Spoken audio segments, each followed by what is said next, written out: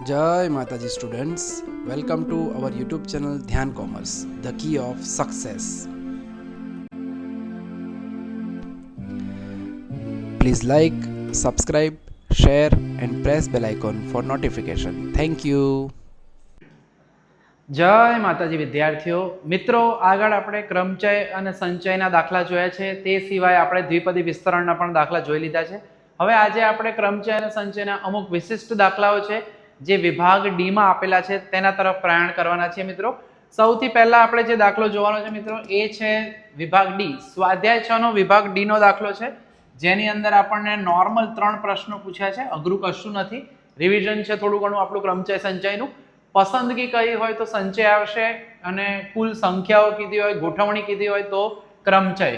અહીંયા આપણને કીધું છે પ્રથમ 5 પ્રાકૃતિક સંખ્યાઓ. હવે પ્રથમ 5 પ્રાકૃતિક સંખ્યાઓ કઈ થાય તો એ તો આપણને ખબર જ છે.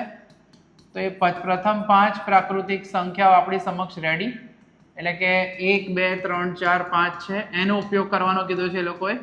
પ્રશ્ન સિમ્પલ જ છે અહીંયા આપણી સમક્ષ કે પહેલા કુલ કેટલી સંખ્યાઓ બનાવી શકાય. તો 5 સંખ્યાઓનો ઉપયોગ કરવાનો છે, એટલે કુલ બનતી સંખ્યાઓ 5 અંકોનો ઉપયોગ કરવાનો છે. 5 આંકડાની સંખ્યા બનશે એટલે 5p5 એટલે કે 5 ફેક્ટોરિયલ. 5 ફેક્ટોરિયલ સીધું લખતા આવડે તો બી 120 લખી શકાય, અથવા નોર્મલ આપણે જે ગણતરી કરવી હોય તો આ રીતે 5 × 4 × 3 × 2 × 1 કરીને પણ કરી શકાય. બરાબર. બીજો પ્રશ્ન છે 30,000 કરતા મોટી કેટલી સંખ્યાઓ બનાવી શકાય. મિત્રો, હવે 30,000 કરતા મોટી સંખ્યા બનાવવાની છે. આપણે આવું ડ્રોઈંગ કરીએ છીએ, ચિત્ર બનાવીએ છીએ, પછી આઈડિયા આવે. પહેલું સ્થાન છે એમાં 1 અને 2 ન મૂકી શકાય, એકડો અને બગડો. નહીં તો 10,000 11,000 15,000, બગડો મૂકશો તો 25,000 એવો આંકડો બને. એટલે આ જે સ્થાન છે એના પર તમે કાં તો 3 મૂકો, કાં તો 4 મૂકો, કાં તો 5 મૂકો. એટલે આ 3 માંથી કોઈ પણ એક સંખ્યા મૂકશો તો વાંધો નથી. એટલે આ સ્થાન 3p1 રીતે ભરી શકાય. પછી અહીંયા 3 આવે, 4 આવે, 5 આવે તો 30,000 કરતા મોટી જ સંખ્યા બનવાની છે. બાકીના 4 સ્થાનોમાં કોઈ કષ્ટ નથી, એટલે એને 4p4 રીતે ભરી શકશો. એટલે આપણે અહીંયા કહી શકીએ કે 30,000 કરતા મોટી સંખ્યાઓ આપણી સમક્ષ થશે આ બંનેનો ગુણાકાર. બરાબર થશે 3p1 × 4p4, એટલે કે 3 × 4 ફેક્ટોરિયલ, એટલે કે 3 × 4 ફેક્ટોરિયલ એટલે 24 થાય, એટલે કે એક્ઝેક્ટલી 72. ટોટલ 72 સંખ્યાઓ આપણને મિત્રો મળી શકે છે. બરાબર. વાક્ય રચનાની અંદર આને આપણે આગળ વાક્ય લખી શકાય કે પ્રથમ સ્થાન છે એ 3p1 રીતે 3 4 અથવા 5 થી ભરી શકાય. બાકીના 4 સ્થાનો કોઈ પણ સંખ્યા વડે ભરી શકો. માટે આ 30,000 કરતા મોટી સંખ્યાઓ એ રીતે આપણે લખીએ છીએ રેગ્યુલરમાં. બરાબર. હવે 5 વડે નિશેષ વિભાજ્ય સંખ્યાઓ કીધી છે મિત્રો આપણને. 5 વડે નિશેષ. હવે આપણી સમક્ષ જો 5 ની ચાવી તમને ખબર હોય તો જે એકમનું સ્થાન છે ત્યાં કાં તો 5 હોવું જોઈએ, કાં તો 0 હોવું જોઈએ, તો જે 5 વડે નિશેષ વિભાજ્ય સંખ્યાઓ થતી હોય. પણ અહીંયા 0 તો આપ્યું નથી, એટલે 5 વડે ફિક્સ જગ્યા છે, એક 1p1 રીતે ભરી શકો. બાકીના 4 સ્થાનો છે એ સિમ્પલ 4p4 રીતે ભરી શકાય. માટે આપણે કહી શકીએ કે 5 વડે નિશેષ વિભાજ્ય સંખ્યાઓ. મિત્રો, વર્ગખંડમાં હું ડિટેલમાં લખાવું છું, અહીંયા ડિજિટલ બોર્ડમાં હું તમને સમજાવી રહ્યો છું આઈડિયા. અને હવે આ છેલ્લે તો આ રિવિઝન જ છે એક પ્રકારનું. નિશેષ ભાગી શકાય તેવી સંખ્યાઓ કેટલી થશે તો આ બંનેનો ગુણાકાર. બરાબર. એટલે એ થશે 4p4 × 1p1, એટલે 4 ફેક્ટોરિયલ × 1 ફેક્ટોરિયલ. બરાબર. 4 ફેક્ટોરિયલ એટલે 24, 1 ફેક્ટોરિયલ એટલે 1. તો કુલ આપણને મિત્રો 24 સંખ્યાઓ મળશે. એટલે કે કુલ સંખ્યાઓ કે તો 5p5 કહી શકાય. 30,000 કરતા મોટામાં અહીંયા કોન્સેપ્ટ યાદ રાખવાનો છે. 5 વડે નિશેષ વિભાજ્યમાં એકમનું સ્થાન ધ્યાન રાખવાનું છે. તો દાખલો એટલો અઘરો નથી, થોડું ધ્યાન રાખશો તો આરામથી આપણને આવડી જશે. આજે મુખ્ય 4-5 દાખલાઓ જોવાના છે સેશનમાં. આગળ વધીએ. હવે વિભાગ ડી નો ત્રીજો દાખલો જોવાનો છે મિત્રો. અહીંયા આપણને કીધું છે કે 3 છોકરાઓ છે અને 2 છોકરીઓ છે. બરાબર. હવે એમાં એવું નથી કીધું કે બધાને કુલ કેટલી રીતે ગોઠવી શકાય, નહીં તો 3 ને 2 5 એટલે આગળવાળાના જેમ 5p5 રીતે ગોઠવી શકાય. બરાબર. આપણે અહીંયા માહિતી હંમેશા આપી દેવાની પ્રશ્નની અંદર. અહીં 3 છોકરાઓ છે અને 2 છોકરીઓ છે. કુલ વ્યક્તિઓ આપણી સમક્ષ 5 છે. બરાબર. પહેલો પ્રશ્ન, બંને છોકરીઓ સાથે આવે. એટલે જો બોયઝ ની અંદર વાત કરીએ તો 3 બોયઝ છે, B1 B2 B3, પણ એ લોકો એવું કહે છે ગર્લ્સ, છોકરીઓ બંને સાથે આવવી જોઈએ. એટલે અંદર ઇન્ટરનલ અરેન્જમેન્ટ ગમે તે હોય, આપણી પાસે ઓપ્શન કેટલા થાય? 1 2 3 છોકરા અને આનું એક ગ્રુપ લેવાનું, કારણ સાથે રાખવાની છે બંને છોકરીઓ. એટલે કુલ થશે આ 4p4 અલ્ટિમેટલી. અને બહેનો જે છે એમને પણ અંદર ગોઠવણી થાય એવું જરૂરી નથી પહેલી બેન જ પહેલા રહે. G1 G2 ની અંદર ઇન્ટરનલ અરેન્જમેન્ટ થશે એ થશે 2p2 રીતે. એટલે બંને છોકરીઓ સાથે હોય, બરાબર, તેની પસંદગીના કુલ પ્રકાર આપણી સમક્ષ રેડી થશે.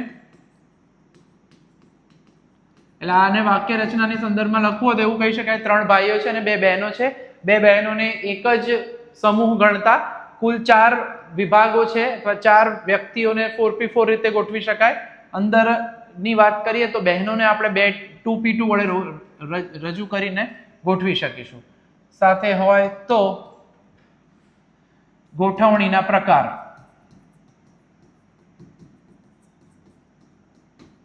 તો એ ગોઠવણીના પ્રકાર આ રીતે થશે 4p4 ગુણ્યા 2p2 એટલે 4 ફેક્ટોરિયલ ગુણ્યા 2 ફેક્ટોરિયલ એટલે 24 ગુણ્યા 2 એટલે કે આપણને આનો જવાબ મળશે 48. બરાબર. પહેલા પ્રશ્નમાં કીધું એ લોકોએ કે 2 બહેનો સાથે હોય. બીજા પ્રશ્નમાં કહે છે છોકરાઓ અને છોકરીઓ વારાફરતી આવે. મિત્રો ધ્યાન રાખજો, પહેલો ભાઈ હોય, પછી બેન આવે, પછી બીજો ભાઈ, પછી બેન આવે અને ત્રીજો ભાઈ. તો આ ગોઠવણીના પ્રકાર છે. એમાં ભાઈઓની સંખ્યા નિશ્ચિત છે. ભાઈઓને આપણે 3p3 રીતે ગોઠવી શકીશું. બહેનો જે છે એને આપણે 2p2 રીતે ગોઠવી શકીશું. આ સ્થાનમાં જગ્યા બદલાવાના ચાન્સીસ કોના? તો ભાઈઓના 3 સ્થાનો બદલી થઈ શકે અને બહેનોમાં G1 G2 G2 G1 થઈ શકે. એટલે આના 5p5 ન લખી શકાય. બરાબર. એટલે કે આનો જવાબ નોર્મલ જે લખાયો અત્યારે એ પ્રમાણે થશે. ઓલ્ટરનેટ વારાફરતી ગોઠવાય છે. છોકરા અને છોકરીઓ વારાફરતી આવે, તેની પસંદગીના કુલ પ્રકાર. થોડું પ્રેક્ટિકલ છે મિત્રો. એટલે કે એ થશે 3p3 ગુણ્યા 2p2 એટલે 3 ફેક્ટોરિયલ ગુણ્યા 2 ફેક્ટોરિયલ. 3 ફેક્ટોરિયલ એટલે 6 અને 6 ગુણ્યા 2 એટલે 12. તો મિત્રો આ પસંદગીની પ્રકારની વાત ચાલી રહી છે, ગોઠવણીના પ્રકાર. હવે ત્રીજો પ્રશ્ન છે ત્રણેય છોકરાઓ. તો આના જેવું જ થશે. તો એ પણ આપણે જોઈ લઈએ. ત્રણેય છોકરાઓ સાથે હોય, બરાબર. તો જેમ આપણે હમણાં વાત કરી હતી કે 3 છોકરાઓ છે તો B1 B2 અને B3. હવે આપણે એમને 3 નથી ગણવાના, એક ગ્રુપ જ ગણવાનું છે. અંદર એમની ઇન્ટરનલ અરેન્જમેન્ટ થાય અને બહેનો આપણી સમક્ષ છે G1 અને G2. એટલે આમ વિભાગો જો તો 1 2 અને કુલ અત્યારે હવે કહેવાશે 3 3p3. અને બોયઝ જે છે એમને ઇન્ટરનલ અંદર એ લોકોની પણ ગોઠવણી કઈ રીતે થશે? 3 ભાઈઓ છે એટલે 3p3 રીતે. એટલે પ્રશ્ન જે હતો કે ત્રણેય છોકરાઓ માટે ત્રણેય છોકરાઓ સાથે હોય,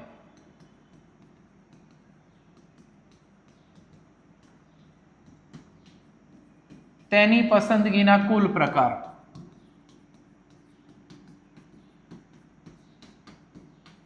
જ્યાં જાય ત્રણેય છોકરાઓ સાથે જ જશે, બરાબર. એટલે અહીંયા પસંદગી નહીં, સોરી, ગોઠવણી આવશે, કારણ પસંદગી તમને સંચયમાં જોવા મળે. ગોઠવણીના કુલ પ્રકાર આવશે 3p3 ગુણ્યા 3p3 એટલે કે 3 ફેક્ટોરિયલ ગુણ્યા 3 ફેક્ટોરિયલ એટલે કે 6 ગુણ્યા 6 એટલે કે જવાબ થશે 36. બરાબર. તો આ ગોઠવણીના સંદર્ભમાં અગત્યનો દાખલો આ થઈ ગયો મિત્રો. ખાસ આમાં ધ્યાન રાખજો. તમને એવું લાગે તો તમારા કેલ્ક્યુલેટરનો પણ તમે વ્યવસ્થિત રીતે એમાં ઉપયોગ કરી શકો છો. બરાબર. હવે નેક્સ્ટ દાખલા તરફ આપણે પ્રયાણ કરીએ મિત્રો. નેક્સ્ટ દાખલો છે આપણો કે એક પાર્ટીમાં 4 યુગલો ભાગ લે છે, પતિ પત્ની. તે 8 વ્યક્તિઓમાંથી 2 વ્યક્તિઓની પસંદગી કરવામાં આવે છે મિત્રો. પસંદગી કરવામાં આવે ત્યારે ખાસ ધ્યાન રાખવાનું છે, આપણે સંચયનો ઉપયોગ કરીએ છીએ, બરાબર. હવે અહીંયા કહે છે પહેલું, પસંદ કરેલ 2 વ્યક્તિઓ પતિ પત્ની હોય. હવે પતિ પત્ની છે એટલે નેચરલી 4 યુગલ એટલે કુલ 8 વ્યક્તિઓ છે, બરાબર. એટલે એ 4 વ્યક્તિઓ 4 યુગલમાં 4 પુરુષો છે અને 4 સ્ત્રીઓ, એમ કુલ 8 માણસો છે, બરાબર.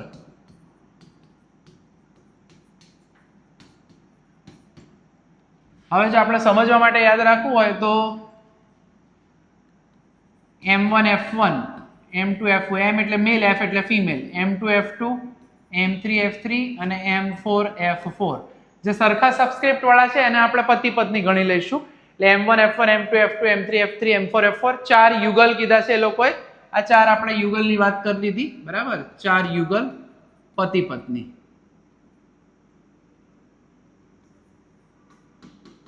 જે એમણે કીધું છે એ પ્રમાણે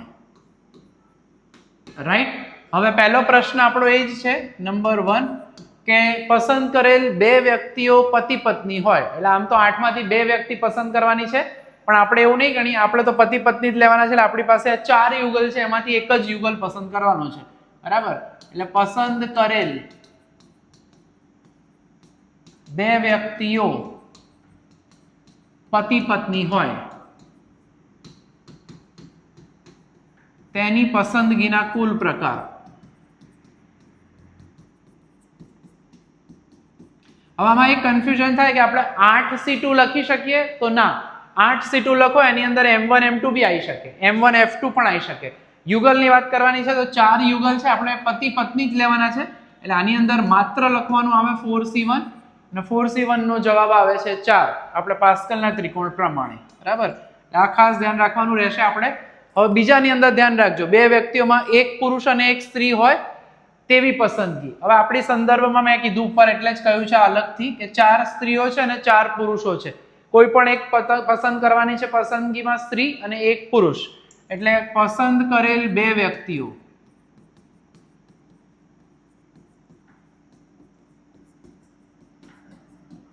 એક પુરુષ હોય અને એક સ્ત્રી હોય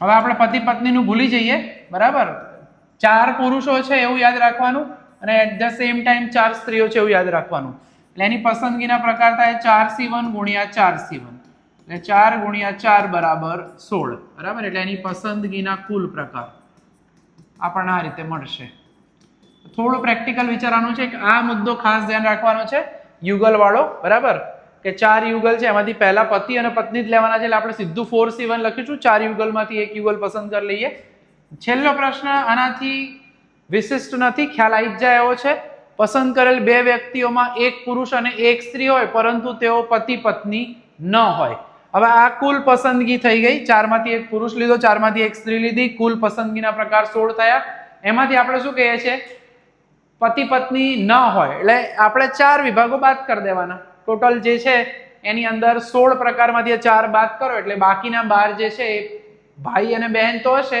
પણ પતિ પત્ની નહીં હોય બરાબર એટલે સિમ્પલ જવાબ છે ત્રીજો તો પસંદ કરેલ વ્યક્તિઓમાં હું તમને પ્રેક્ટિકલી પણ બતાવું છું હમણાં એક પુરુષ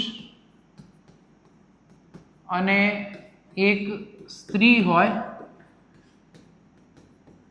પરંતુ તેઓ પતિ પત્ની ન હોય તેની પસંદગીના કુલ પ્રકાર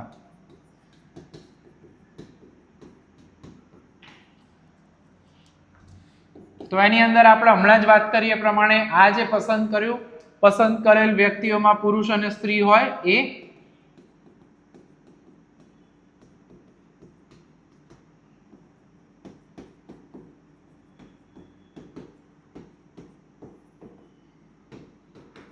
બરાબર એમાંથી આપણે બાદ શું કરી દેવાનું પસંદ કરેલ વ્યક્તિઓ પતિ પત્ની હોય અહીં આપણે બે વ્યક્તિ લખી દઈએ એટલે કન્ફ્યુઝન ના થાય બરાબર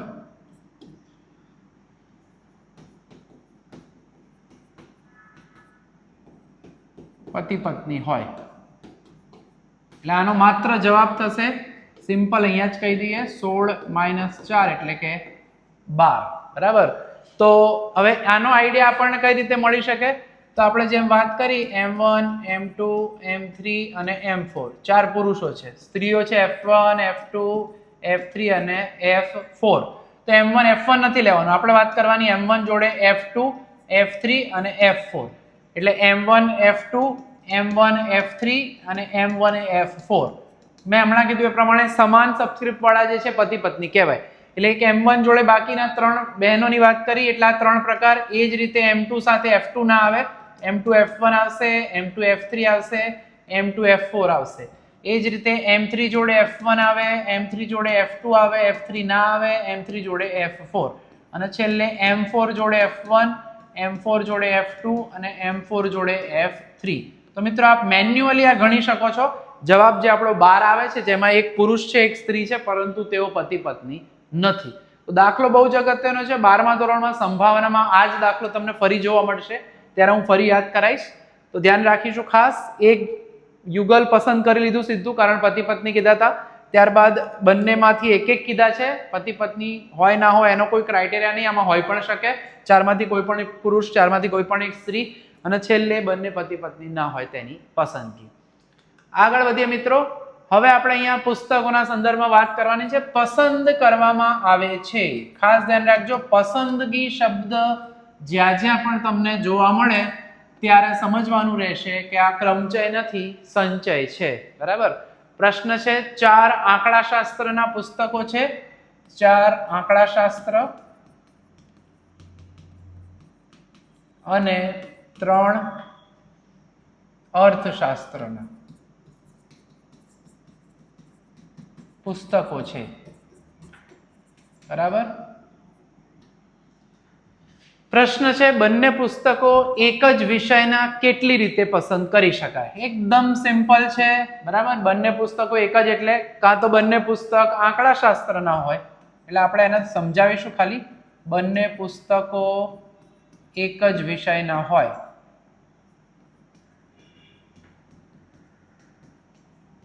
તેની પસંદગીના કુલ પ્રકાર. એનો મતલબ આપણે શું કહીએ છીએ?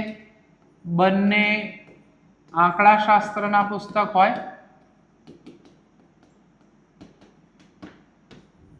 આ સમજવા માટે, અથવા આપણને યાદ હોવું જોઈએ જ્યારે પણ અથવા આવે ત્યારે પ્લસ કરીએ છીએ, અને આવે તો ગુણાકાર કરીએ છીએ. અથવા બંને કેવા પુસ્તક હોય? અર્થશાસ્ત્રના.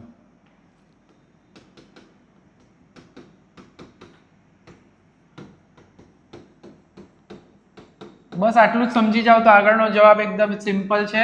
આંકડાશાસ્ત્રના 4 પુસ્તક હતા, અર્થશાસ્ત્રના 3. એટલે બંને પુસ્તક આંકડાશાસ્ત્રના, એનો મતલબ 4C2. અથવા આવે એટલે વચ્ચે શું લખવાનું? પ્લસ. અને બંને પુસ્તકો અર્થશાસ્ત્રના એટલે 3C2. બરાબર. એટલે 4C2 એટલે 6 થાય, 3C2 એટલે 3 થાય. જવાબમાં આપણને શું મળશે? 9. તો ટોટલ 9 રીતે આપણે આ પુસ્તકોની પસંદગી કરી શકીએ છીએ. બરાબર. પહેલો પ્રશ્ન. હવે આગળ વધીએ બીજા પ્રશ્ન તરફ. બરાબર. બીજો પ્રશ્ન શું કહે છે? બંને પુસ્તકો જુદા જુદા વિષયના કેટલી રીતે? બંને પુસ્તકો જુદા જુદાનો મતલબ એક પુસ્તક આંકડાશાસ્ત્રનું હોય અને એક પુસ્તક અર્થશાસ્ત્રનું હોય તો તેની પસંદગીના પ્રકાર. બરાબર. બંને પુસ્તક જુદા જુદા વિષયના હોય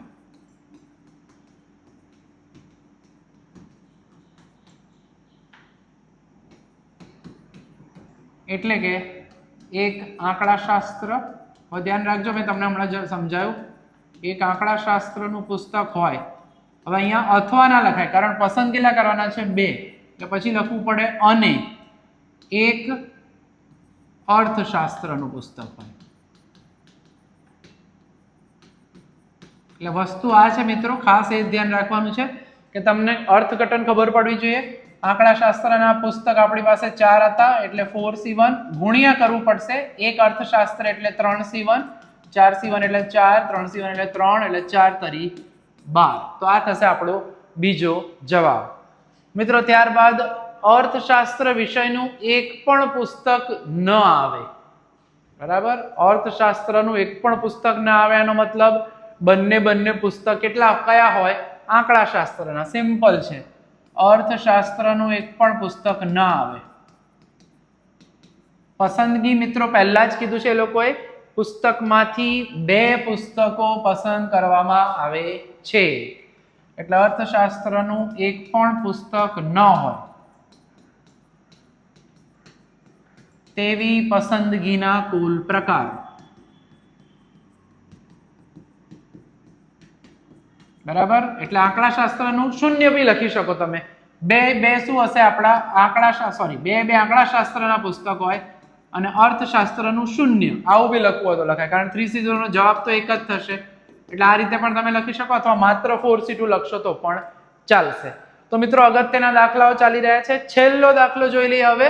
બહુ જ અગત્યનો છે. આવા સમિતિવાળા દાખલા, કમિટીવાળા દાખલા ઉદાહરણમાં પણ આપેલા છે. ખાસ આના ઉદાહરણો પણ સારી રીતે તૈયાર કરજો. ઘણીવાર બેઠા પૂછાઈ જાય છે ઉદાહરણ વિભાગ ડી ની અંદર. એક સામાજિક સંસ્થા સાથે જોડાયેલા 4 CA અને 5 ડોક્ટર. બરાબર, 4 ચાર્ટર્ડ એકાઉન્ટન્ટ છે CA અને 5 ડોક્ટર છે. તેમાંથી 3 સભ્યોની સમિતિ બનાવી છે. લખવું હોય તો લખી દેવાનું. તેમાંથી 3 સભ્યોની સમિતિ બનાવવાની છે. પરીક્ષામાં મિત્રો જે ડિટેલ આપી હોય તમને પ્રશ્નમાં એ ડિટેલ તમારે પહેલા લખી દેવાની. પહેલો પ્રશ્ન છે CA ની સંખ્યા બહુમતી. હવે બહુમતી કોને કહેવાય?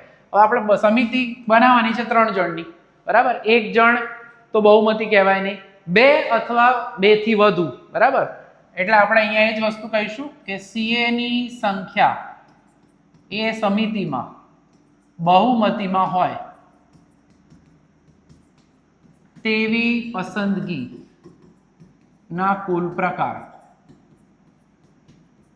હવે આમાં યાદ શું રાખવાનું છે? આનો મતલબ શું થશે? બરાબર, ઓછામાં ઓછા 2 CA હોય, એટલે કે 2 CA હોય અથવા 3 CA હોય પસંદગીમાં. બરાબર, હવે કુલ 3 સભ્યોની કમિટી હોય, સમિતિ હોય, તો 2 CA હોય તો નેચરલી 1 ડોક્ટર હશે, એટલે 2 CA હોય અને આની જોડે લખવું હોય તો 1 શું હોય? ડોક્ટર. ક્લિયર કરવું હોય તો આમાં 3 CA હોય તો 0 ડોક્ટર, એટલે ખ્યાલ આવી જશે. એટલે 4 માંથી 2 CA છે અને 1 ડોક્ટર છે. અને આવે એટલે આપણે ગુણાકાર કરવાનો 5C1, અથવા આવે એટલે પ્લસ. 3 CA હોય તો 4C3. ડોક્ટર 0 લખવા હોય તો તમે આગળવાળાના જેમ પણ લખી શકશો 5C0. એટલે 4C2 એટલે 6 થશે અને આ 5. 4C3 એટલે 4 થશે અને આ 1. એટલે આ 6 પંચા 30 અને 4 એટલે કે શું થશે? 34. તો મિત્રો 34 રીતે સમિતિ તમે સિલેક્ટ કરી શકો, પસંદગી કરી શકો એની, કે જેથી એમાં બહુમતીમાં CA હોય. એ જ રીતે મિત્રો બીજો પ્રશ્ન છે આગળનો, કે ડોક્ટર જે છે એ બહુમતીમાં હોય. ડોક્ટરની સંખ્યા બહુમતીમાં હોય. વસ્તુ એ જ છે, તમને બહુમતીનો ખબર પડવો જોઈએ અર્થ. બરાબર, એટલે કે 2 ડોક્ટર હોય તો એની સાથે 1 CA હોય. બરાબર, આગળ જેમ કહ્યું એમ. પહેલો ઓપ્શન. અથવા એટલે કે બીજો ભાગ છે નેચરલી 3 ડોક્ટર હોય અને આમાં લખવું હોય તો તમે લખી શકો, અને 0 CA ખરાબ લાગે પણ લખી દેવાનું, તો શું તમને આઈડિયા આવે. આગળવાળામાં બી લખવું હોય તો લખી શકાશે. એટલે ડોક્ટરની સંખ્યા 5 હતી એટલે 5C2. CA ની સંખ્યા આપણી સમક્ષ 4 છે એટલે 4C1. ડોક્ટરની સંખ્યામાં 3 લેવાની છે, CA ની સંખ્યા 0 લેવાની છે. એટલે આ 10 ગુણ્યા 4 થશે. 5 થી 3 બી 10 ગુણ્યા 1 થશે, એટલે 40 વત્તા 10 બરાબર 50 થશે. તો મિત્રો અગત્યના દાખલાઓ જે છે આપણે ચેપ્ટર નંબર 6 ના બધા જોઈ લીધા છે. લગભગ 5 લેક્ચર આપણાની અંદર આપ્યા છે. આટલા જ દાખલા કરો એવું નથી. આનાથી તમને મુખ્ય આઈડિયા મળી જશે. આ સિવાય પણ જેટલા ઉદાહરણો છે વર્ગખંડમાં મેં જે કરાવ્યા છે એ દાખલાઓ બધાનો વ્યવસ્થિત અભ્યાસ કરો, થોડું પુનરાવર્તન કરો. ન ખ્યાલ આવે તો તમે અમને પૂછી શકો છો. બરાબર, તો વ્યવસ્થિત રીતે તૈયાર કરો. નેક્સ્ટ સેશનમાં આપણે મળીશું નવા ચેપ્ટર સાથે. તૈયાર કરો સરસ રીતે આપણું આ ચેપ્ટર ક્રમચય, સંચય અને દ્વિપદી વિસ્તરણ. જય માતાજી. Thank you and take care. Please like, subscribe, share and press bell icon for notification. Thank you.